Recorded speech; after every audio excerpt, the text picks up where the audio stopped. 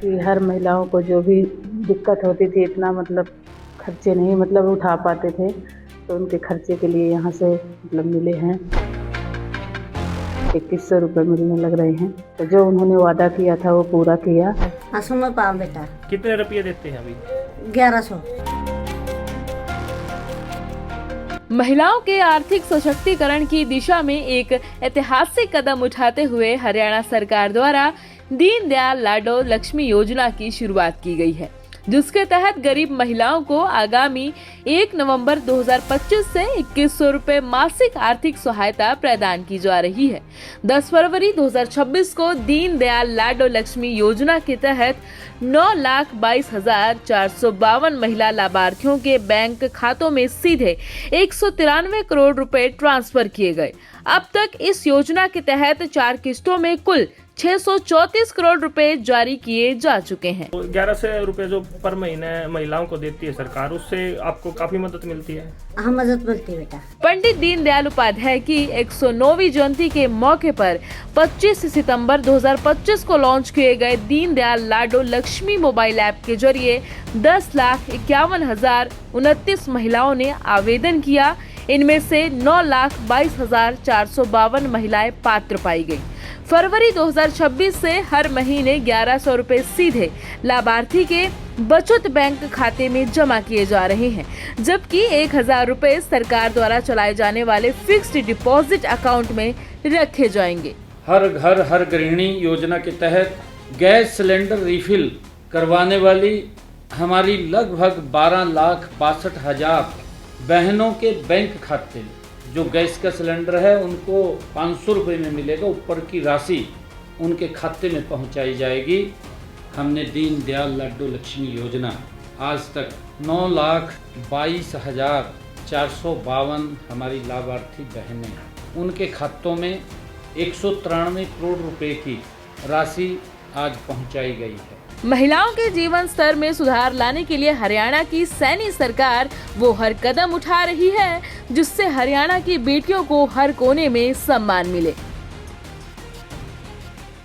नहीं, नीतीश जी एक जनाधार वाले लोकप्रिय राजनेता और अनुभवी राजनेता रहे हैं।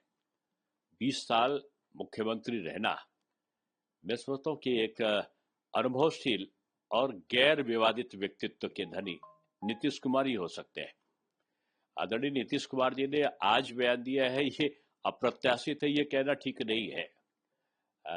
7-8 साल 10 साल पहले भी उन्होंने इसी प्रकार का बयान दिया था कि सब जो जितनी भी राज्यसभा को छोड़कर जितने भी लोकसभा, विधानसभा, विधान परिषद है, उसमें वो जा चुके हैं और वो राज्यसभा जाना चाहते हैं।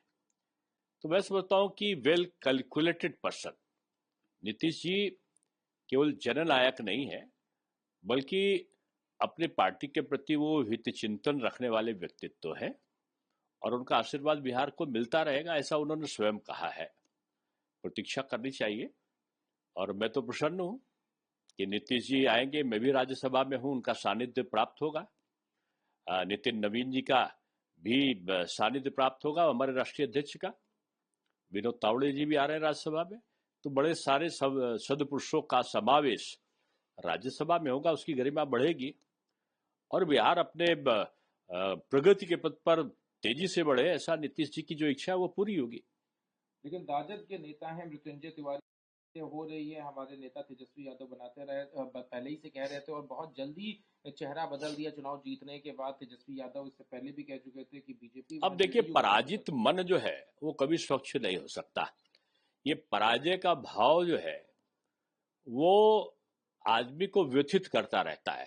दिल्ली में आप आदरणीय राहुल जी को देखते होंगे, उत्तर प्रदेश में अखिलेश जी को, और बिहार में प्रताड़ना, हार की प्रताड़ना से ग्रसित तेजस्वी यादव। तो जो तेजस्वी जी है वो और उनकी पार्टी है वो अवसादग्रस्त है हार से, तो उनके बयान का कोई बड़ा महत्व नहीं है। ये नीतीश जी के अपने दल का है, और किस दल का है? जिसको नीतीश जी ने बनाया है, जनता दल का, जिसके वो सर्वोच्च नेता है, निर्णय लेने के अधिकारी हैं। अगर वो अपने दल का कोई निर्णय लेते हैं, लालू जी क्यों छोड़कर चले गए? इस पे भी तो तेजस्वी जी को बोलना चाहिए ना। लालू जी की जगह वो स्वयं बन गए, इस पे बयान क्यों नहीं दिया? कहते भाई लालू जी को भी बनना चाहिए। तो दूसरे के घर में झांकने के बजाय अपने घर में, अपने आंचल में झांकना चाहिए। सवाल और है, राहुल गांधी ने ट्वीट किया, वोलेटाइल सिचुएशन से गुजर रही है और इस सब दरमियान में भारत के पास जो तेल है वो कम बचा है, उसकी आपूर्ति हो पाना मुश्किल नजर अरे आ रही भाई, है। इन सब में उन्होंने प्रधानमंत्री की विदेश नीतियों को पे निशाना साधा और कहा सरेंडर हुए हैं वो। अब एक ऐसे असंतुलित मस्तिष्क का विचार है ये, जो राष्ट्र भावना से दूर दूर तक जिसकी कोई मेल नहीं खाता है। ये वो लोग हैं जो भारत को किसी के आगे कटोरा लेकर भीख मांगते हुए देखना चाहते हैं। भारत को अपने पैरों पर खड़ा होना नहीं देखना चाहते। इनको नहीं पता है कि 56 देश है मुस्लिम देश जो अरब के जो तेल का काम करते हैं, सबसे भारत के सहयोगी संबंध है। आप जानते हो ना, 44% जो सामान आता है कहां से आता है? वो जो तेल आता है वो सऊदी अरब से, वो बहरीन से, कतर से, वो यूएई से आता है। उनसे हमारे अच्छे संबंध है ना। सबसे ज्यादा भारतीय वहीं पर रहते हैं, उनको हम वापस ला रहे हैं ना। अब क्यों चिंता करते हो राहुल जी? आप विदेश के नीति के बारे में आपको इतना ज्ञान नहीं है। मैं समझता हूं भारत अपने देश के नागरिकों का हित भली भांति जानता है, और यही कारण है कि पाकिस्तान में पता चलता है कि पूरी दुनिया के 70% देशों में आज ये मिसाइलें चल रही हैं। मिसाइलों की अग्नि की पिचकारी चल रही है, आग की। और भारत में होली की प्रेम की पिचकारी चल रही थी।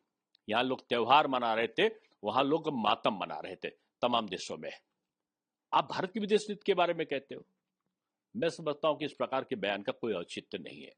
काफी सवाल है, कल होली के संतुलित रहना पड़ेगा और नियमित रहना पड़ेगा कार्यकर्ताओं से। नहीं, देखिए, हर पार्टी चाहती है कि उसका प्रदर्शन अच्छा हो, और जो ये आज बयान आया है समाजवादी पार्टी का, तो ये 2017 में भी आया था कि हम सरकार बनाने जा रहे हैं। भाजपा की सरकार बन गई। 2022 में आया कि अब कि हम जरूर से सरकार बनाने जा रहे हैं। भाजपा की सरकार बन गई। ये बहुत अच्छा है कि 2026 के पहले, 2027 के पहले इस प्रकार का बयान आ गया कि हम 2027 में सरकार बनाने जा रहे हैं। इसका मतलब है कि भाजपा आपकी पहले से ज्यादा बहुमत से सरकार बनाने जा रही है, पहली चीज। और दूसरी चीज, उन्होंने कहा कि समाजवादी पार्टी के कार्यकर्ता को संयम रखना चाहिए। ये मैं नहीं कह रहा हूं। अगर पार्टी का सबसे बड़ा नेता यह कह रहा है कि संयम बनाना चाहिए, तो इसका मतलब है क्या वो आज की अवस्था में असंयमित लोग हैं? कम से कम बीजेपी तो अपने कार्यकर्ताओं को असंयमित नहीं कहती। अगर आप कह रहे हैं तो ये उनके कार्यकर्ताओं को सोचने का विषय है।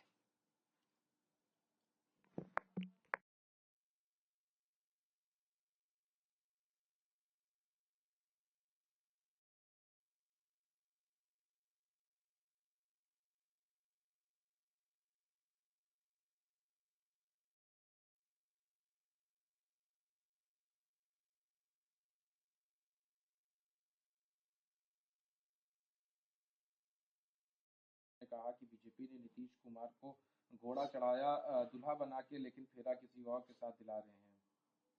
अरे भाई, कौन बोल रहा है? तेजस्वी जी बोल रहे हैं, जिन्होंने तो अपने पिताजी को, स्वयं के पिताजी को घोड़े पे नहीं चढ़ने दिया। उन्होंने घोड़े पे नहीं चढ़ने दिया।